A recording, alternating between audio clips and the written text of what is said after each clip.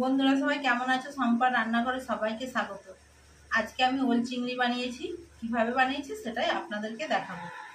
যে সকল বন্ধুরা আমার চ্যানেলে নতুন ভিডিও দেখছেন অবশ্যই সাবস্ক্রাইব করে আমার পাশে থাকবে। ওল আর আলুটাকে প্রথমে কেটে নিচ্ছি।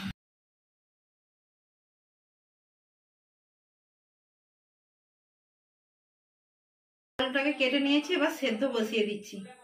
নুন দিয়ে দিচ্ছি, নুন দিয়ে সেদ্ধ করে নিচ্ছি। চিংড়ি মাছটাকে ভেজে নিয়েছি, এবার নামিয়ে নিচ্ছি। কুচি দিয়ে দিচ্ছি হাফ চা চামচ পরিমাণ রসুন বাটা, দিয়ে দিচ্ছি আদা বাটা, 1 চামচ পরিমাণ হলুদ গুঁড়ো, 1 চামচ পরিমাণ লঙ্কার গুঁড়ো, হাফ চা চামচ পরিমাণে ধনের গুঁড়ো, অল্প একটু জিরের গুঁড়ো, গোটা জিরে দিয়েছি। ঠিক আছে, এবার নামিয়ে নিচ্ছি।